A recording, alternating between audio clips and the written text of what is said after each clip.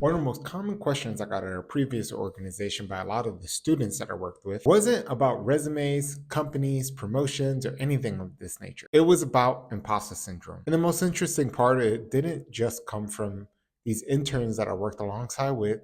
I noticed over the years that it came from my colleagues, peers, friends, leaders that I worked with, entrepreneurs.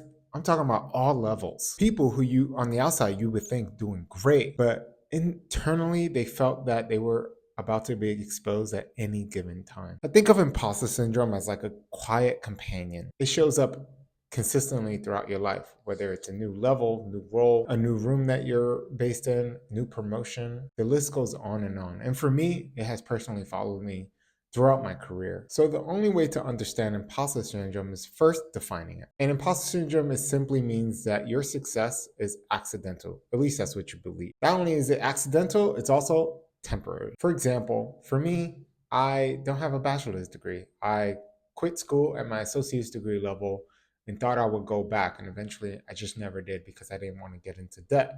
I took that risk and so far it has worked for me. But on the other hand, there's people around me, peers, colleagues, everyone has a degree, masters, all these things. And I always feel lesser than because of that. Even though I know logically that I can go toe to toe with these people intellectually because I've done my own learning and my own education. I've hired coaches, I've read hundreds of books a year. In all these ways, I can keep up with these conversations. I also just sit in rooms with these people, which, you are the average of the five people you spend the most time with. Till this day, I still experience imposter syndrome because of that fact. But this is just a fear that I've built in my head. Even though everything I've built, earned, and achieved, sometimes I feel like I'm just going to be found at any given time and people are going to see that I'm actually not good at what I do, even though I have a track record. And it's not because I'm failing. See, my biggest weakness is that I have trust issues. And I think that that trust issue just arises here as well. And I don't actually trust myself for being here where I'm at in some deep, deep, dark place that I probably should go to therapy for. You might see me look down on my computer because I have a lot of notes as to where imposter syndrome actually comes from. And based on some of the research, of course, utilizing AI as well, there is a few places that I think they come from. So that could show up during new roles, promotions. If you're an entrepreneur and you start seeing some success in your business, when you get a new leadership role, it's that you have the role, but your identity hasn't caught up to the reality. So your brain hasn't caught up to the fact that you're doing this, that you're managing people now, that you have this new job with all these new things that entail with that new job. So sometimes these transition points can cause imposter syndrome to come up if you've had a record of it before, or if you haven't, especially this used to happen to my interns a lot at Year Up, that you're just getting into a new industry. You're no longer in retail. You're no longer like jobless at all, just doing the school thing. Now you're in a completely brand new space. And it just takes time to build. And this is why you need a good core foundation of friends, peers, and trustful colleagues that you work with to help you navigate these things. So, in points like this, I always say, don't keep your mouth shut. Like, find a trustworthy person to talk through this space of imposter syndrome with. Secondly, I also have seen it a lot with people who have high standards and a high sense of self-awareness, and it's often the most capable people. Again, I mentioned earlier that I've noticed that a lot of leaders and entrepreneurs do deal with this. I've heard it in a lot of the podcasts that I listen to. One of my favorite podcasters right now is Chris Williamson of the Modern Wisdom podcast.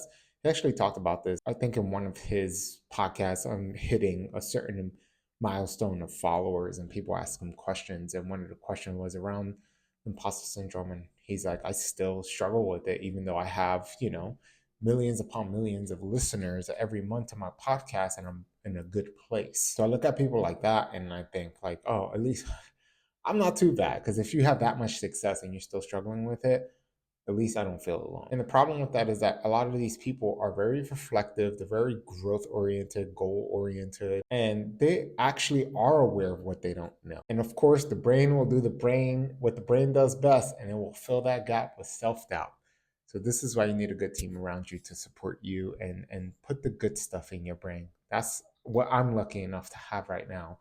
that even when I have these doubts, I have a team, I have people around me to remind me of my track record, to remind me that I do good work, to give me the good feedback, because sometimes I feel like I'm failing even when I'm doing. And speaking of that, is comparison.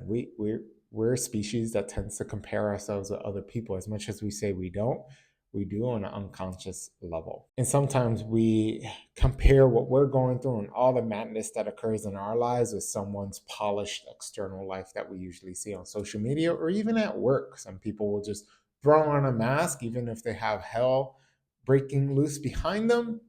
Excuse my French, but social media, LinkedIn, all these social media, and just the internet generally just does not help. Not only that, but something that less people talk about, and we're not going to get too deep into it, is early conditioning. Unfortunately, for some people, praise could have been inconsistent when they were growing up. So now they see that the same way, even 20, 30, 40, sometimes even 50 years later.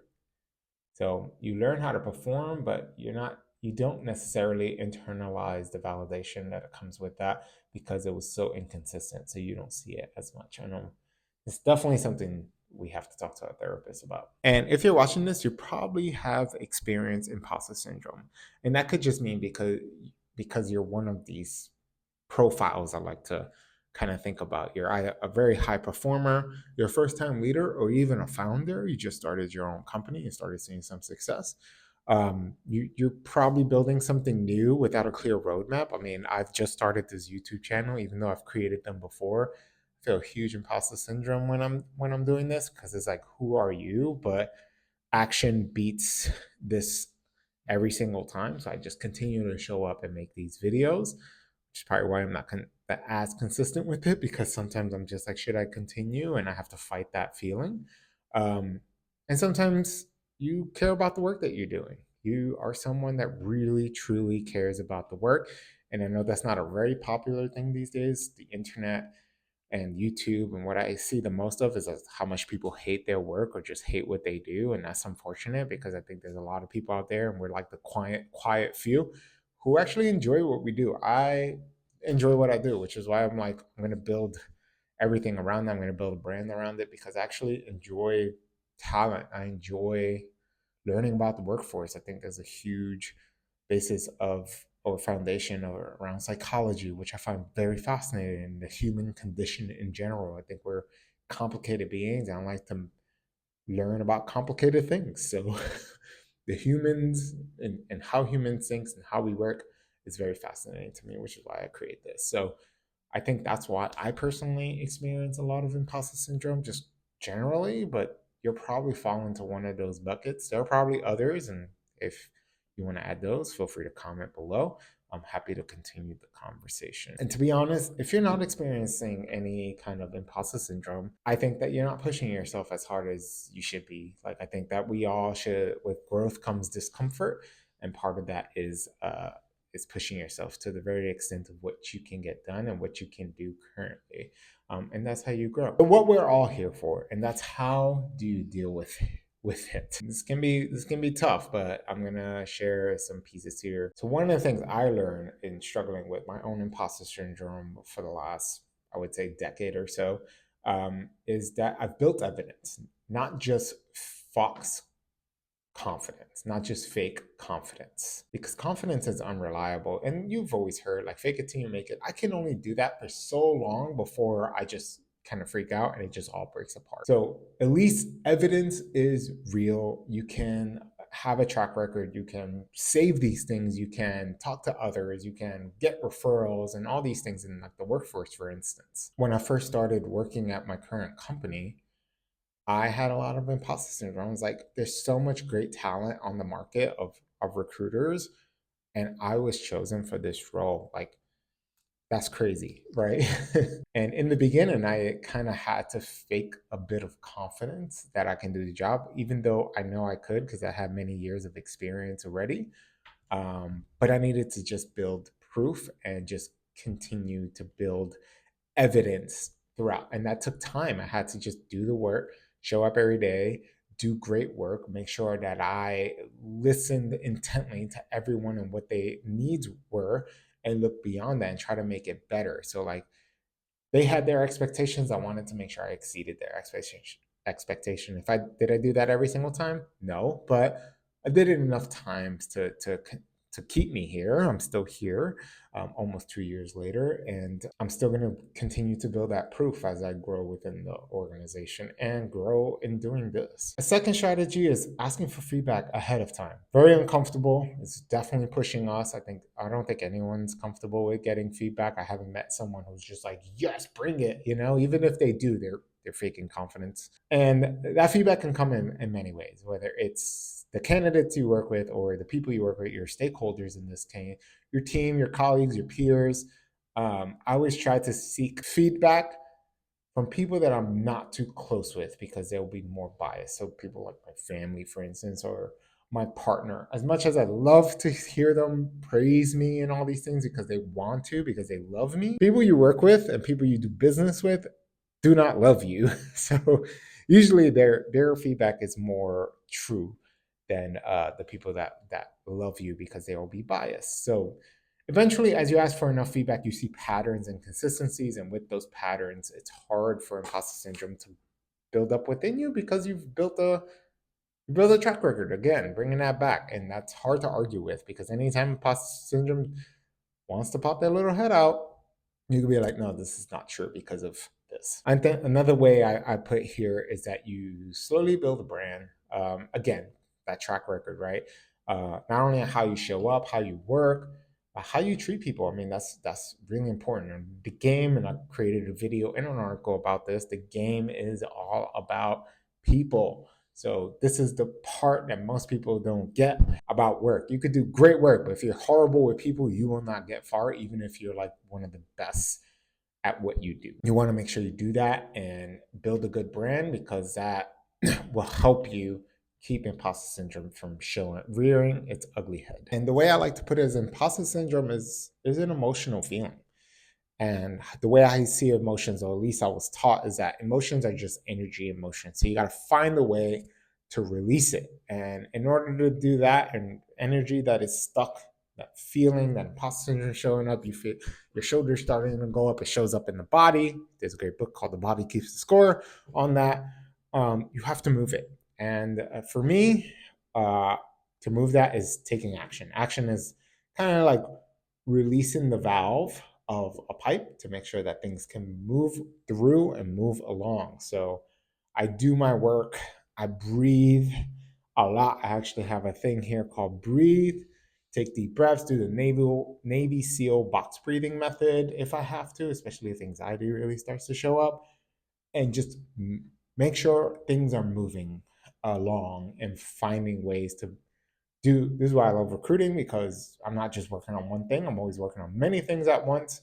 So it helps if something is stuck and there's a lot that I cannot control where these emotions start to present itself, then I can go to something else and work on something else that is moving along and come back to that thing once it's ready to go.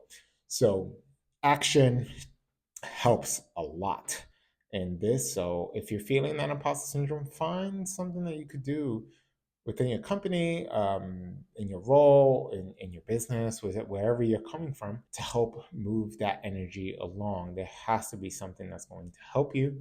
And if you feel there's nothing there, somebody that you trust, and they will help you. At the end, the imposter syndrome still shows. That's just something I deal with, just like anxiety. It'll never go away. It never goes away. We just learn how to deal with it. We learn how to handle it. We learn how to manage it. But for me, imposter syndrome is something I don't negotiate with, right? I acknowledge that I'm feeling imposter syndrome, and I don't let it define me and what I do, because again, I've built evidence, I've built a track record, I've built a network of people who trust me and trust my work, right?